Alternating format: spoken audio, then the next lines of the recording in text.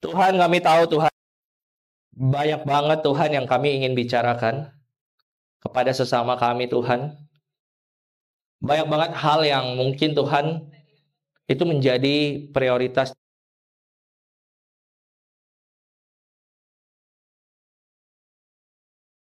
Tuhan, kita mau invest waktu kita Tuhan, untuk kita bisa duduk diam, mendengar seperti Maria Tuhan, duduk di kaki Yesus Tuhan, mendengarkan setiap perkataan daripada Yesus Tuhan.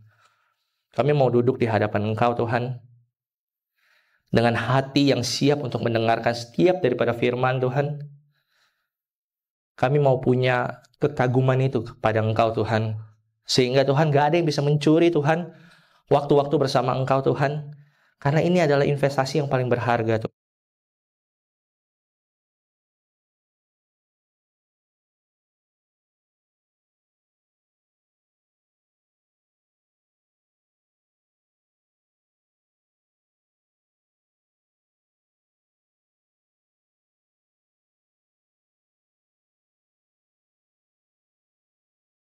Untuk kami semua Tuhan, hari ini kami siap mendengarkan firman-Mu Tuhan. In Jesus name we pray, amen. Oke, aku nyalain timer. Oke. Jadi apa investasi terbaik kita dalam hidup? Ada tadi aku temukan beberapa, ada yang jawab kesehatan. Ada yang kesehatan, angkat tangan. Investasinya kesehatan, ya. Ada yang pendidikan. Angkat tangan, pendidikan. Ya. Ada juga yang jiwa ya. Apa lagi? Skincare.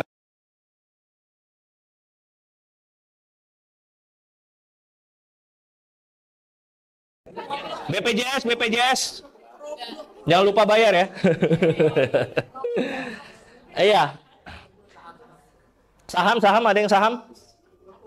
Kalau saham pelan-pelan loh. Siapa berpuluhan? Luar biasa. Investasinya di sorga ya. Ada banyak banget kita invest hidup kita, pikiran kita, ya. Kita punya kesadaran, bahkan seluruh aspek hidup kita kepada hal-hal yang sangat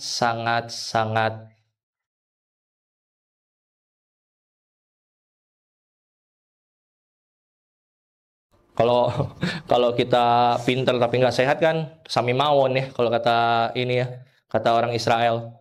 Kayak itu bahasa Jawa guys, lucu dong. Oh ya, thank you. Kebetulan saya punya kru hari ini 2 ya. Banyak banget hal-hal yang kita lakukan tanpa kita sadarin, itu adalah kebutuhan kita sebagai manusia, ya. Tapi hari ini atau bulan ini kita berbicara tentang apa? Wisdom, ya. Sedap. Ya, wisdom adalah investasi terbaik. Siapa yang setuju? Ya. Wisdom adalah investasi terbaik. Kenapa? Oh, dia masih keluar lagi. Ya, karena dikatakan takut akan Tuhan, ya, adalah permulaan hikmat itu sendiri.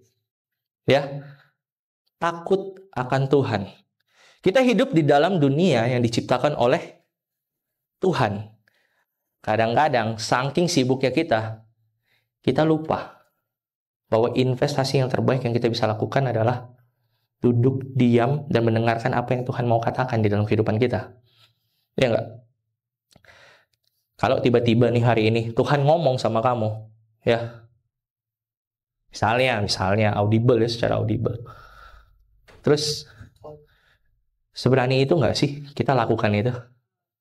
Ya enggak? Bersyukurnya kita hari ini adalah kita ada firman yang jadi patokan setiap kata-kata yang Tuhan sudah berikan lewat firman. Ada firman pun kadang-kadang kita nggak benar-benar invest waktu kita untuk tunduk sama firman, atau membaca firman, atau merenungkan firman setiap harinya. Ya kan, Mazmur bilang kan, renungkan firman siang dan malam. Ya, siang kita makan nasi padang, malam makan nasi goreng. Nggak keinget untuk kita banyak investasi tentang wisdom, ya. Padahal waktu ngebaca Amsal ya, aku jadi gila ya, banyak banget yang kita bisa pelajarin dari buku Amsal itu sendiri, ya. Semangat nggak baca Amsal? Semangat ya, semangat banget ya baca Amsal ya. Nah, kita lihat ini ya, ini tahu ya, ini tahu apa nggak? Apa? Ayo. Ya ini grafik-grafik investasi ya, saham dan lain-lainnya.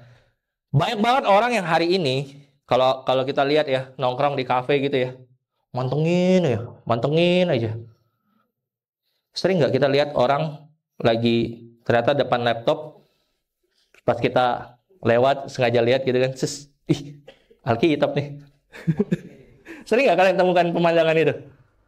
Sering nggak? Brother sister nggak pada satu dua. Canda ya. Aku yakin kalian juga pasti punya waktu-waktu bersama Tuhan. Tapi gini, secara secara umum orang lebih banyak tertarik sama yang gini-ginian ya. Ya, di TikTok juga lagi rame banget ya. Aku lagi lihat beberapa influencer olahragawan yang lagi tersinggung ya sama salah satu influencer investasi karena katanya investasi di olahraga itu adalah yang paling bodoh gitu kan bahasanya dia gitu kan. Padahal banyak perspektif lah ya, banyak perspektif. Mungkin karena fokusnya hanya tentang kekayaan. Sehingga hikmat itu juga jadi nggak kepikiran ya bahwa olahraga itu juga salah satu investasi yang bagus banget buat tubuh kita. Kayak gitu ya. Nah, dan kita hari ini belajar tentang buku Amsal ya.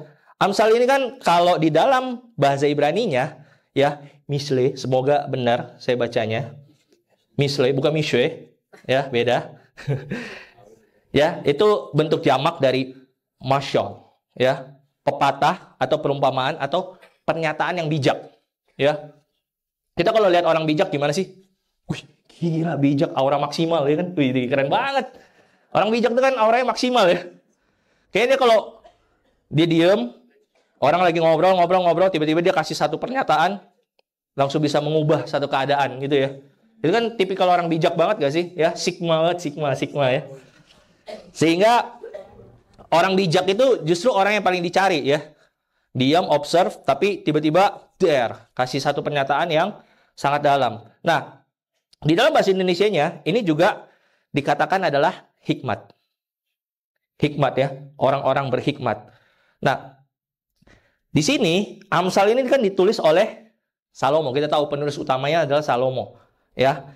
Ada sih beberapa tulisan yang dibilang orang bijak lainnya, ya. Semoga itu Salomo. Tapi aku juga nggak ketemu tentang itu siapa. Tapi ada dua penulis lagi, yaitu Agur bin Yake dan Raja Lemuel, ya. Itu ada di Amsal 30 sama 31, ya. Diedit oleh para ahli hikmat ya pada zamannya ya, pada zaman Hizkia. Dan kita tahu bahwa Amsal itu kemarin sudah dijelaskan juga sama Pastor Rainer ya. Untuk Amsal itu adalah untuk mengenal hikmat dan didikan, membedakan yang benar, adil dan jujur. Fokusnya adalah mengajar hidup takut akan Tuhan, membentuk karakter dan pengambilan keputusan yang bijak, mencegah kebodohan, kemalasan dan kejatuhan moral. Jadi Amsal ini sangat ditujukan kepada sebenarnya orang-orang muda seperti kita. Ya, orang-orang muda seperti kita. Amin. Kita muda ya. Ada yang sudah tua di sini? Semoga tidak ya. Kita muda semua ya. Jiwa kita muda ya. Jadi, lalu gini, apa dong alasan hikmat atau wisdom adalah investasi yang paling baik yang kita bisa invest hari ini? Karena kalau enggak, ngapain kita belajar firman, kita saat teduh, kita fellowship, kita share tentang kebenaran firman, kita datang di dalam pertemuan ibadah. Kalau ini bukan investasi bodong, ya kan? Kadang-kadang kita gini, kalau ini adalah investasi bodong, wajar kalau kita keluar daripada investasi ini. Tapi karena ini adalah investasi terbaik, inilah alasan kenapa kita harus invest di sini ya. Kurang lebih gitu. Nah, aku mau kasih lihat. Kalian happy nggak kalau ada dapat iPhone 16 terbaru, Pro Max, gitu. Ya, atau kalian punya rumah impian dan kalian bisa dapatkan di usia sekarang. Happy nggak? Happy ya? Hah? Oh ya, happy ya, semua ya happy ya. Ada yang nggak happy nggak? Kalau nggak happy buat gua aja. Oh happy semua ya, happy semua ya. Pertanyaannya berapa lama happy-nya? Berapa lama? 2 hari. 2 hari. Ada yang lebih lama dari 2 hari? Nanti kalau udah nggak happy, kasih ke aku aja ya. Iya nggak sih? Aku pernah ya dalam hidupku. Aku by the way aku suka banget gitar. Segala jenis gitar. Jadi dulu sempat sampai koleksi punya 7 gitar. Ya. Karena dulu nggak punya wisdom. Beli aja, beli kan. Makan warteg nggak apa-apa, yang penting punya gitar. Gitu kan. Tapi kenapa sampai bisa beli terus? Karena aku selalu nggak happy. Udah dapat nih gitar impiannya kan. Reng, 3 hari ya kan. Kayak kurang deh. Ini kalau untuk main pop kayaknya kurang asik nih. Beli lagi kan. Beli lagi. Invest lagi dong. Ya kan? Ini kayaknya, tapi nggak asik buat main jazz nih. Beli lagi. Akhirnya berujung kepada, gue jual aja sih semuanya. Karena nggak bikin gue happy. Iya nggak? Hal-hal yang sifatnya sangat duniawi, ini kadang-kadang nggak bisa bikin kita happy yang berkelanjutan lama. Ya, sehingga di Amsal dikatakan hikmat itu melebihi segala kekayaan. Kita baca sama-sama ya. Di Amsal 3 ayatnya 13 sampai 15 ya. Berbahagialah orang yang mendapatkan hikmat, orang yang memperoleh kepandaian karena keuntungannya melebihi keuntungan perak. Dan hasilnya melebihi emas. Ia lebih berharga daripada permata. Apapun yang kau inginkan, tidak ada yang dapat menyamainya. Gak ada satupun hal dikatakan di sini yang menyamai hikmat. Ini bayangin, keuntungan perak, emas, bahkan permata, ya, itu nggak ada yang bisa menandingi hikmat. Kok bisa? Emang kita bisa beli mobil dengan hikmat? Emang kita bisa beli apa yang kita inginkan dengan berpenampilan Sigma? Kan enggak. Kan identik ya Sigma kan. Wisdom kan gitu kan. Wih, keren banget gitu kan. Tapi gini guys. Waktu baca ini, kenapa aku awalnya kan bertanya kan, emang iya? Tapi ini yang ngomong Salomo. Kita tahu nggak backgroundnya Salomo? Ya. Di 1 Raja-Raja 10 ayat yang 14, dia mencatat gini. Penghasilan Salomo ya dalam 1 tahun 666 talenta emas. Setara 25 ton emas per tahun. Ya, nilainya triliunan rupiah. Ya, dicek aja kalau salah nanti ngomong ya. Tapi pasti banyak. Ya, artinya gini.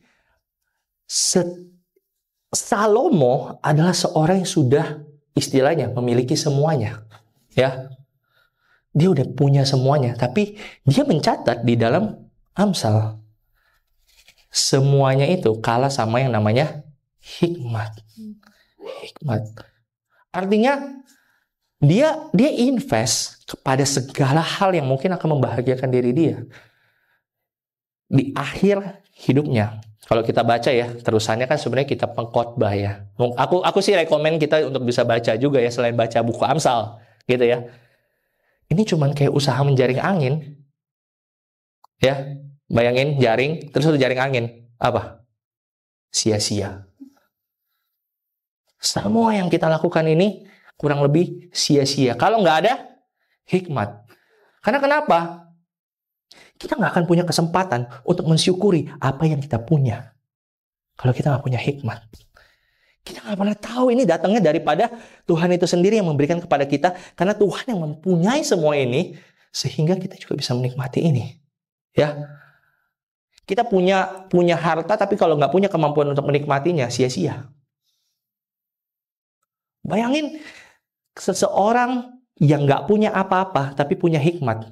Dia bisa mensyukuri segala hal yang terjadi dalam kehidupannya. Makanya seringkali kita bisa lihat orang yang dalam kondisi yang berada, biasanya kalau ngalamin kejatuhan, sulit untuk punya mindset bersyukur.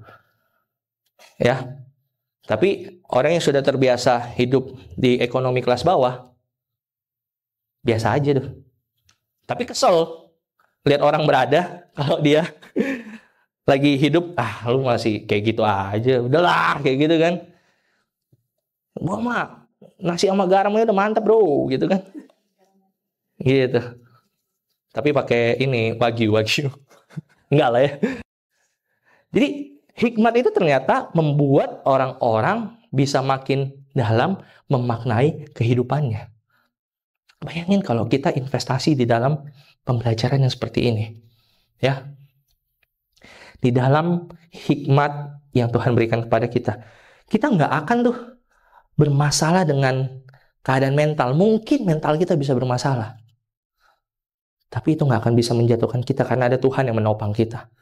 Safety net. Dan ini kita dapat dari mana? Dari hikmat yang kita bisa baca dari segala firman yang sudah dituliskan hari ini. Ya, makanya dikatakan si Salomo yang ngomong ini ya, kalau kita lihat ya, dia juga adalah, kita tahu ya, dia anaknya siapa? Daud ya. Nah, tapi gini, dia bukan anak tunggal loh ya. Daud itu punya banyak anak. Jadi jangan kira dia dapat privilege ya. Dia mungkin ada privilege ya. Mungkin dia pewaris ya, tapi dia bukan pewaris satu-satunya atau pewaris tunggal ya. Dan kita tahu Salomo lahir dari Batsheba, bukan istri pertama. Ya, jadi tahu sendiri lah ya kalau dia bukan istri pertama gimana ya. Ya mungkin kalau direlatin zaman sekarang kayak sinetron kan dia ditreatnya beda kan. Bisa jadi ya kan? Jadi secara status dia adalah pangeran, tetapi belum tentu otomatis dia menjadi raja. Ya, saingannya banyak. Saingan keluarganya.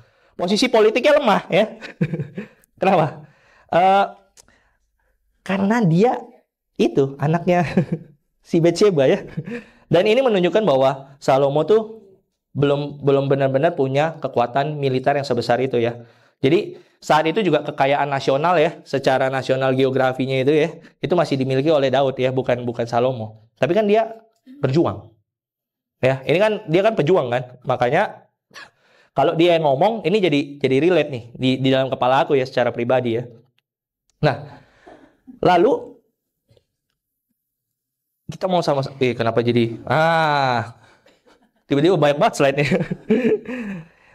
Hikmat itu kan dikatakan gini, melebihi daripada segala kekayaan yang kita punya ya, tadi yang kita baca ya. Nah, kalau kita lihat dia kan pakai permata ya, di situ kan perak, emas, tapi ada permata. Ya kita tahu permata itu pembentukannya kan juga membutuhkan waktu yang sangat lama ya. Bisa ribuan hingga jutaan tahun. Ya. Jadi ini juga investasi yang kita lakukan di dalam hikmat ini juga bukan yang sehari dua hari ya. Iya nggak sih? Hikmat yang kita sama-sama lagi latih, lagi kita invest adalah hikmat yang dari sehari ke sehari kita makin bertumbuh di dalamnya. Artinya gini, masalah itu lagi ngelatih kita nggak untuk kita punya hikmat lebih. Tapi kadang-kadang kita nggak terlalu suka sama yang namanya masalah. Iya nggak? Siapa yang kalau ada masalah di sini kabur? Sama nggak apa-apa. Aku juga kabur. Tapi kalau ada masalah yang dihadapin siapa? Ada nggak? Tipikal orang-orang yang suka ngadapin masalah. Raymond. Dia angkat tangan soalnya tadi. Dia cari masalah mulu. Enggak lah ya, Raymond mah. Oh, Adrian. Dia kalau ngelihat masalah bangunan dia langsung greget untuk selesaikan ya. Artinya gini, kita memang punya gaya sendiri di dalam menghadapi masalah. Tapi percaya nggak bahwa masalah itu juga salah satu investasi yang bisa kita lakukan untuk memperkaya hikmat kita, ya? Karena gini, guys, kekayaan bisa hilang. Hikmat bisa menghasilkan lagi. Tanggap gak? Kekayaan kita, segala hal yang kita miliki hari ini bisa hilang. Tapi kalau kita punya hikmat, kita bisa bangun itu lagi. Ya, hikmat itu melindungi. Kekayaan butuh perlindungan. Setuju ya? Kita kalau pin ATM nggak dikasih ke sembarangan orang kan? Iya nggak sih? Dan hikmat itu memperbaiki kekayaan-kekayaan yang salah ya. Korupsi, judi ya. Kadang-kadang kan karena kita nggak punya hikmat, kita jadi jatuh ke sana ya. Aku jujur, aku nggak ada yang ngajarin tentang segala hal sesuatunya. Maksudnya bukan nggak ada yang ngajarin, sama sekali nggak ada yang ngajarin ya. Mungkin yang ngajarin nggak punya hikmat juga, mungkin ya. Mungkin, aku juga nggak tahu ya. Tapi aku jadi hidup dengan, ya korupsi itu hal yang biasa nggak sih? Gitu. Ya, kalau aku secara pribadi ya. Jadi aku rasa ini adalah satu hal yang biasa dilakukan sebelum baca firman. Waktu baca firman, loh, oh ada kejujuran. Oh gitu. Oh ya, maaf Tuhan gitu kan. Oh ternyata kita dikasih kesempatan untuk bisa bertobat. Oh iya, thank you Tuhan. Awalnya flat, semuanya flat. Tapi belajar tentang hikmat, ternyata hikmat itu kita nggak akan bisa benar-benar investasi di dalam hikmat kalau kita malas menggali diri kita sendiri kan sebenarnya kan. Waktu ternyata kita invest untuk bisa menggali diri kita sendiri, untuk mengetahui siapa diri kita dan kita tahu hikmatnya apa dari firman Tuhan, ternyata kita temukan banyak sekali hal yang bobrok. Dan bukannya alih-alih kita menyelesaikannya, seringkali kita kabur. Akhirnya di dalam hikmat kita belajar untuk apa? Face the brutal fact bahwa kita adalah pendosa. That's why Jesus datang. That's why Jesus datang untuk apa? Untuk menebus dosa kita. Ya enggak? Tapi bagaimana tentang sikap kita? Apakah kita jadi seorang yang menyembah kepada Yesus, kepada Allah, atau malah sebaliknya jadi mengkhianati? Kadang-kadang kan kita nggak bisa bedain. Loh ini keinginanku kok. Loh aku nyaman kalau lakuin ini. Tapi yang tadi ya, si Jocelyn memaparkannya dengan sangat indah. Pikiranku sendiri. Bukan apa yang Tuhan mau gitu loh. Sedangkan di dalam Amsal kalau kita baca ya, wah isinya mah dar dor. Wah, kayaknya gue salah mulu dalam hidup ya kalau baca Amsal gitu ya. Berasa begitu gak? Pas baca Amsal berasa salah mulu gak sih dalam hidup? Ya, welcome to the club lah. Karena gini, karena mungkin itulah yang membuat kita terkagum sama Tuhan. Ya, tadi pagi aku ngopi dulu ya sebelum nyampe ke sini ya. Ngopi, terus cuman lihat ini aja, cuman lihat hari ini. Setuju gak sih terik banget pagi-pagi tadi? Kalian pas datang terik banget gak sih matahari? Ya. Terus aku duduk di sini lah ya, di Palem Semi sini gitu kan. Terus kayak gila enak banget ya. Siapa yang ciptain ini? Itu terbesit di dalam kepala aku. Siapa yang ciptain ini semua ya? Sambil merenung gitu ya. Kok Tuhan baik banget ya bisa ciptain hal seindah ini di dalam kehidupan. Terutama gini, terutama di Karawaci dan di Palem Semi gitu. Spesifik karena itu benar-benar bagus banget aja angle-nya ya. Tiba-tiba baristanya, "Kak, halo, selamat pagi. Kak, boleh foto bareng nggak?" Loh, kok foto bareng gitu kan? Nggak, buat laporan gitu ya. Buat laporan. Tapi pas lihat fotonya, iya bagus banget karena dapat pencahayaan langsung dari matahari gitu ya. Dan kalau kita bandingin sama segala hal yang artificial yang kita ciptakan, ya kan kita katakan kita ciptakan ya. Padahal itu kan inovasi yang kita dapatkan dari alam, ya. Kita bisa bikin sih simulasi lighting yang bagus, tapi benar nggak sih nggak ada yang bisa ngalahin matahari? Ya nggak sih? Itu kan kenapa orang berlomba-lomba ke Bali untuk foto kan? Ya nggak sih? Itu kan yang bikin orang berlomba-lomba untuk keliling dunia untuk bisa merasakan betapa nikmatnya alam yang diciptakan oleh Tuhan itu sendiri. Kita mau menikmati keindahan yang Tuhan kasih. Iya nggak sih? Nggak ada kan yang nggak mau menikmati keindahan alam, atau ada? mengatasi kesulitan untuk menikmati keindahan alam mungkin banyak ya. Tapi untuk menikmatinya sendiri kan enak banget. Ya nggak sih? Dan itulah yang Tuhan sebenarnya berikan kepada kita. Kalau kita benar-benar bisa mensyukuri setiap hal di dalam kehidupan kita. Karena kalau kita shifting paradigmanya, mensyukuri setiap hal pun susah. Ya nggak sih? Dan itulah hikmat. Hikmat itu tentang apa? Kekaguman kita sama Tuhan. Makanya dia melebihi segala kekayaan. Kalaupun semuanya hari ini hilang, kita masih nggak tetap kagum sama Tuhan. Ya, aku bikin pembeda yang sederhana ya. Kalau hikmat ya versus kekayaan ya. Hikmat itu dari Tuhan. Jadi ya, ngomongin tentang ketakutan kita sama Tuhan. Hikmat itu melekat di dalam hati dan pikiran. Jadi dia nggak akan hilang. Ya, hikmat itu mengarahkan kepada hidup kekal dan memberi damai sejahtera. Sedangkan kekayaan datang dari apa? Kerja keras, warisan, hoki, ya, bahkan kecurangan, ya nggak sih? Ya. Kekayaan itu mudah hilang, ya. Krisis bisa hilang, inflasi bisa hilang, penipuan, ya. Makanya kita bikin acara hari ini ya. Kita bikin acara ngomongin tentang cybercrime, ya, digital ministry. Jadi kita mau undang juga untuk bisa datang nanti jam 1 ya. Kita untuk bisa sama-sama bisa bahas tentang ini. Tapi ini juga kita ambil daripada hikmat Tuhan. Kita ambil daripada firman untuk kita bisa bahas ini sama-sama dengan siapapun yang mau datang hari ini ya. Terus apa lagi? Kekayaan itu memberikan kenyamanan dan rasa aman, tapi sementara. Ya, makanya kenapa kita harus investasi kepada hikmat? Ya, karena hikmat membuat kita menemukan makna hidup yang sesungguhnya.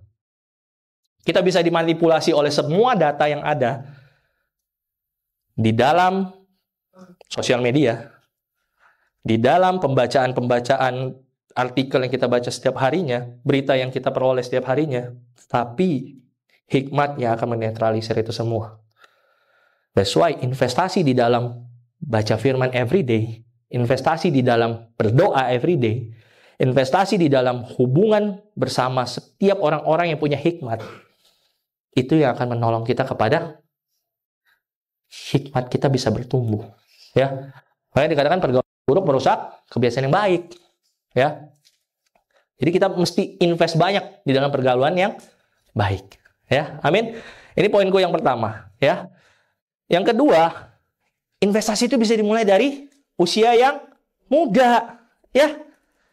Di Amsal 22 ayat yang ke-6 dikatakan, didiklah orang muda menurut jalan yang patut baginya, maka pada masa tuanya pun ia tidak akan menyimpang dari jalan itu. Ya, gini, kenapa investasi harus dimulai dari usia muda?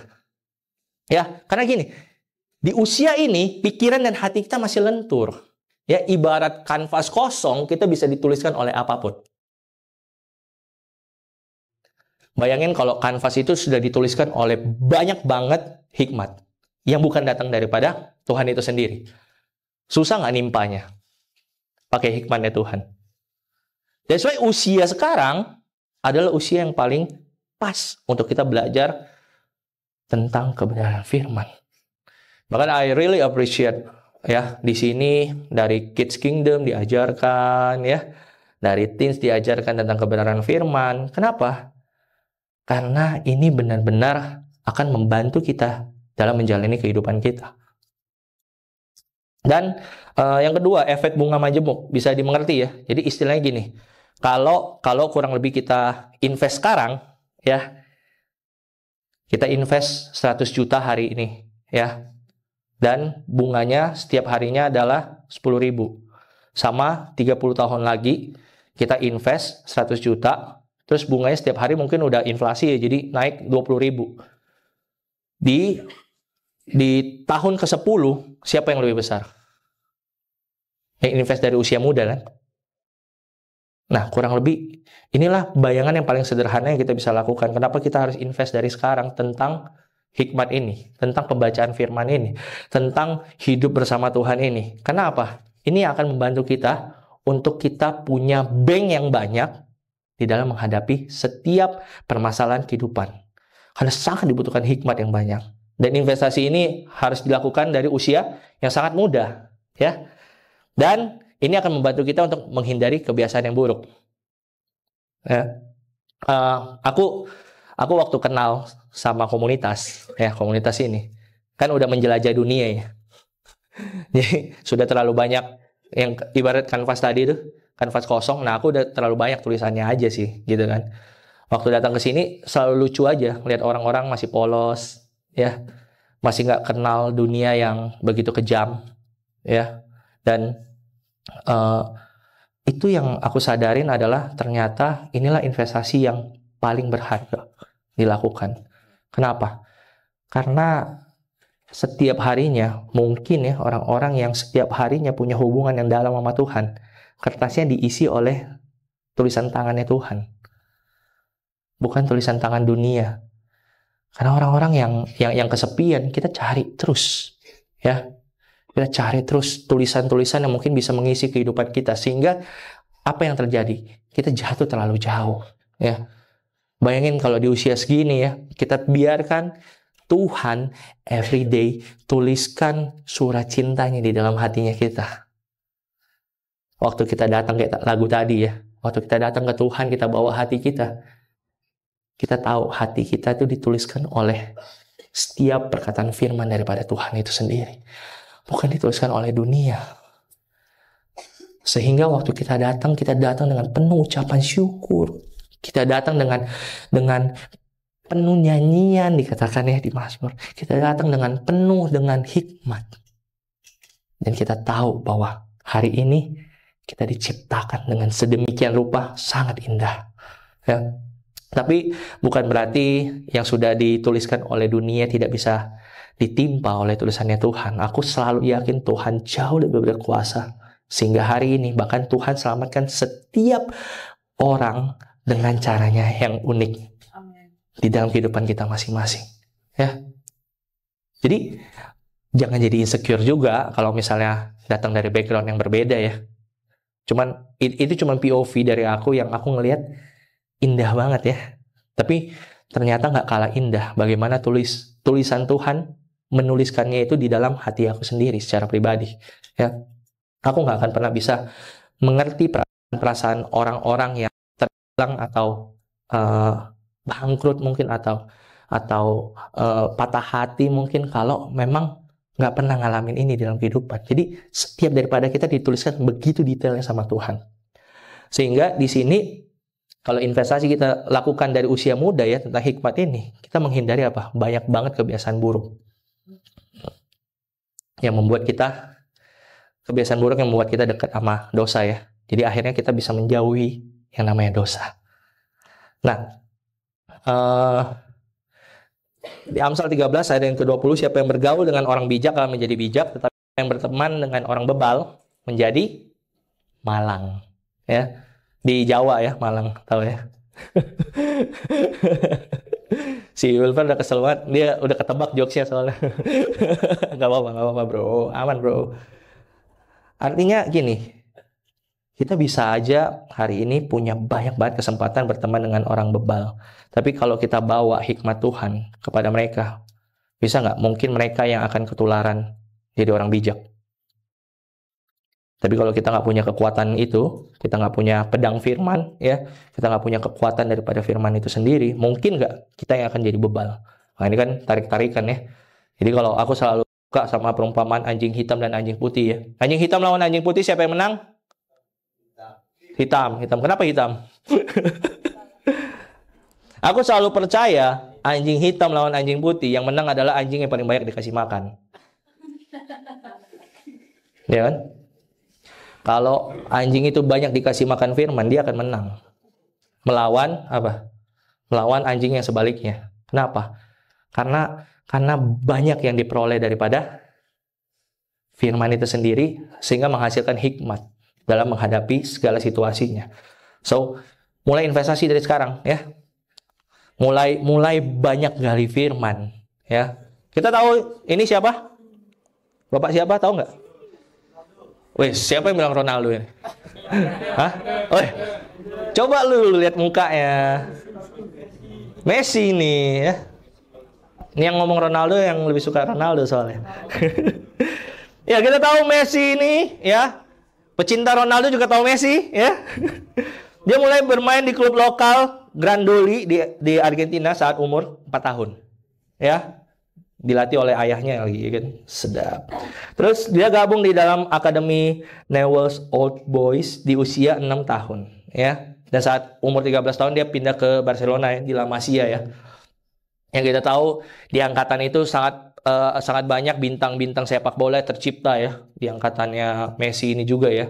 Dan Messi salah satu pemain yang sangat baik, tapi kita lihat dia dilatih daripada apa? Usia yang sangat muda. Ya. Kalian 4 tahun ngapain? 4 tahun main bola, coy. Kita mungkin 4 tahun ngapain? Masih ini kali ya. Aku sih masih makan mie goreng yang bentuknya kotak, tau nggak? Dimasukin ke dalam kotak, iya kan? Itu enak banget soalnya kan, dibawa ke sekolah, ya. Nah, dia 4 tahun udah main bola, udah dilatih, udah benar-benar di-train dengan sangat baik, ya. So, kita perlu train diri kita dari usia sekarang untuk benar-benar bisa memahami hikmat Tuhan itu sendiri, ya. Jadi ini soal tentang timing, ya. Setiap harinya kita berlomba dengan waktu, ya. Dan waktu yang paling tepat untuk investasi hikmat adalah masa muda. Setelah itu hanya ada sekarang, ya. Dan menunda artinya kehilangan. Kalau kita menunda untuk kita investasi hikmat ini, kita mungkin akan kehilangan begitu banyak waktu yang berharga bersama Tuhan, ya. Oke? Yang terakhir, ya, takut akan Tuhan adalah modal utama. Kita ambil daripada ayat intinya, ya, di Amsal 9 ayat yang ke-10, ya. The fear of the Lord is the beginning of wisdom, and knowledge and the Holy One is understanding. Takut akan Tuhan itu membuka hati kita untuk apa? Mau diajarin, ya. Karena kalau kita nggak mau diajarin, nanti kita jadi kurang kurang ajar, ya.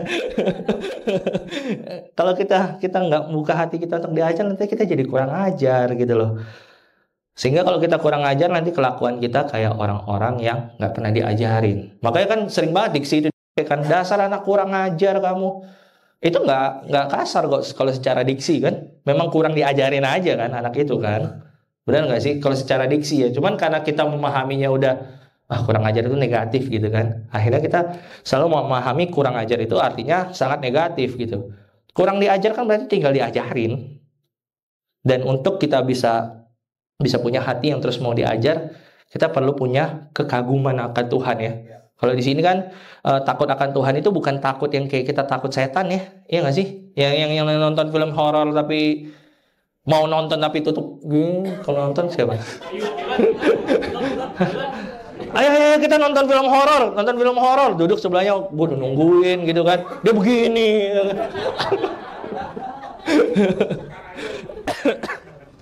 Iya. Bukan takut yang kayak gitu, ya. Atau kecoa lewat gitu. Gitu kan. Nah, itu kan takut yang kayak gitu, ya. Ini takut yang kagum sama Tuhan. Kalau kita kagum sama Tuhan, kita selalu pengen apa sih? Pengen diajarin sama Tuhan, gitu, ya. Kalau kita kagum sama seseorang, coachnya kita, ya, kalau olahragawan kan biasa gitu kan. Ini orang jago banget nih. Datang kan, coach, ajarin dong dribblingnya gimana sih? Kok lu keren banget sih? Kok lu bisa crossover begitu sih? Sedap, gitu kan. Kayak kalau dulu enak, ya, sekarang agak susah. Kita akan selalu punya hati yang mau diajar kalau kita kagum sama seseorang, iya nggak sih? Ya, dulu kalau aku sering nonton pertunjukan, ya, kalau gila nih orang keren banget, datengin kan, Kak, tadi licknya apa ya, Kak, ya? Tadi mainnya gimana sih? Kayak tadi approach-nya pakai yang gimana, ya? Bahasanya keren banget, gitu kan. Jadi kita selalu buka ruang untuk kita bisa belajar, gitu. Dan takut akan Tuhan membuat kita sadar keterbatasannya kita. Ya. Kalau kita nggak punya kekaguman itu, mungkin kita udah merasa diri kita setara sama Tuhan kali. Atau mungkin kita lebih daripada Tuhan, sehingga hikmat Tuhan kalau dihadapkan dengan hikmatnya kita, kayaknya yang bagian ini Tuhan salah deh, aku yang benar. Bisa nggak hati kita mungkin udah mulai melenceng ke sana? Karena kita udah merasa bahwa apa yang Tuhan katakan bukan yang terbaik untuk kita. Makanya aku suka banget pendekatan Amsal ini ya. Anakku, gitu ya. Datang daripada seorang bapak yang sangat mengasihi anaknya. Kita perlu yakin sama bapaknya kita bahwa dia nggak akan menyesatkan kita, ya nggak sih? Sejahat-jahatnya bapak, dia nggak akan menyesatkan kita, ya nggak sih? Ya, so aku mau kita sama-sama juga bisa punya keintiman itu sama Tuhan. Seakan-akan dia adalah seorang bapak yang benar-benar mau mengarahkan kita ya. Dan takut akan Tuhan apa? Takut akan Tuhan akan mengubah prioritas kita. Kita kalau udah, aku ingat tuh masa-masa aku suka banget main basket, tiba-tiba prioritas hidupku cuma apa? Main bola. Enggak ya, main basket dong. Main basket tiap hari, main basket tiap hari, main basket ya. Aku waktu ada satu masa aku kagum banget sama anime Naruto. Ya. Tiap hari pantengin Global TV ya, supaya bisa nonton gitu. Udah itu episodenya diulang-ulang lagi kan. Sampai akhirnya kita beli DVD ya kan. Tapi kita akan ubah prioritas kita untuk sesuatu yang kita kagumi. Ya, kita akan ubah semua paradigma kita untuk sesuatu yang kita benar-benar kagumi, ya. So, takut akan Tuhan itu adalah sebuah modal yang paling utama untuk kita punya, karena hikmat lahir saat kita begitu kagum pada Tuhan sampai kita ingin belajar, tunduk dan hidup sesuai dengan jalannya, gitu. Jadi nggak melenceng lagi ke sana kemari. Benar-benar kita lakukan karena kita hidup takut akan Tuhan. Makanya dikatakan permulaan daripada hikmat adalah takut akan Tuhan. Berarti orang yang takut akan Tuhan, hidupnya akan menjadi seorang yang berhikmat. Ya. So, kapan terakhir kali kita terlalu kagum sama Tuhan sampai kita terdiam dan terpesona sama Tuhan? Kapan kita punya waktu yang seberkualitas itu lagi sama Tuhan? Kalau memang udah lama, datang dan minta sama Tuhan. Datang dan mencari itu sama Tuhan. Karena percayalah, kita memulai hari dengan itu semua, hari kita tiba-tiba berubah. Apa yang kita ucapkan, apa yang kita lakukan, apa yang kita persiapkan, itu semua tiba-tiba berubah karena apa? Kita tahu kita jalanin hidup ini buat siapa. So, wisdom bukanlah investasi bodong, amin. Ya, diam dan mengagumi Tuhan adalah awalan yang nyata dari investasi di masa mudanya kita. Ya, jadi ini bukan investasi bodong. Jadi itu yang aku mau yakinkan kepada kita hari ini. Ya, karena Rainer kemarin udah membabat habis semua tentang wisdom. Jadi kita coba dalamin lagi ya tentang wisdom. Tapi aku jadi sangat tertarik aja sama topik ini. Karena mungkin belakangan ini TikTok isinya investasi terus ya. Cuman ternyata gak banyak orang yang investasi untuk punya waktu yang berkualitas sama Tuhan. So, 3 poinku ya. Yang pertama adalah hikmat melebihi dari segala kekayaan. Ya, yang kedua, investasi kita mulai dari masa-masa muda kita sekarang, ya, karena kita sekarang semua masih muda. Dan yang terakhir adalah takut akan Tuhan. Itu adalah modal utama kita untuk bisa menjalankan hidup yang jauh lebih berkualitas. Amin. Itu aja yang aku mau bagikan kepada kita hari ini. Mari sama-sama kita bersatu di dalam doa. Tuhan, kami tahu bahwa hari ini Tuhan banyak banget pasti yang bisa mencuri perhatian kita, Tuhan. Dari setiap perkataan orang-orang yang menginfluence kita hari ini, Tuhan, ini bisa banget membawa kita jauh daripada apa yang Engkau inginkan di dalam kehidupan kami, Tuhan. Tuhan, ternyata inilah yang Engkau mau di dalam hati-Mu, Tuhan, adalah untuk kami punya waktu yang berkualitas sama Engkau, Tuhan. Sehingga Tuhan, waktu kami punya waktu yang berkualitas sama Engkau, Tuhan, hari-hari kami jadi sangat berkualitas, Tuhan. Kami jadi penuh hikmat, kami jadi punya waktu yang sangat-sangat produktif, Tuhan, bukan cuma aktif.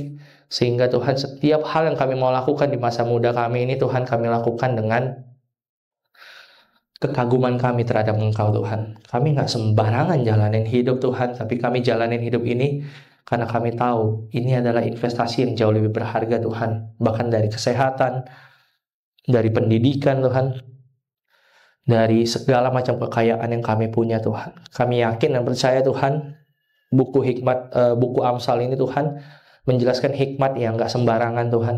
Karena ditulis oleh Salomo Tuhan, orang yang bahkan mungkin sudah mencoba setiap kenikmatan dunia yang ada Tuhan. Tapi dia berakhir kembali kepada hikmat Tuhan. Karena itu adalah awal daripada seseorang yang bisa menghargai kehidupannya, menghargai Tuhannya, dan menjalani kehidupan dengan sangat-sangat efektif Tuhan. Thank you Tuhan udah ajar kami lewat buku Amsal. Thank you Tuhan untuk bisa terus bantu kami bisa memahami tentang apa yang Engkau mau lakukan di dalam kehidupan kami Tuhan. Bantu kami sebagai anak-anak muda yang kadang berjalan ke sana kemari Tuhan dan lupa arah. Bantu kami untuk bisa kembali kepada pelukan yang Engkau Tuhan. Karena Tuhan kami tahu itu satu-satunya hal yang gak bisa dicuri dari kami Tuhan. Karena Engkau terus bersama kami Tuhan. Dan biarlah kami tidak menjauhi Engkau, tidak menjauhi pertemuan ibadah Tuhan. Tapi kami makin mendekat setiap hari kepada Engkau Tuhan. Sehingga Tuhan, hidup kami Tuhan menjadi hidup yang kami persembahkan kepada Engkau, Allah kami yang luar biasa Tuhan. Di dalam namamu kami berdoa mengucap syukur. Haleluya. Amin.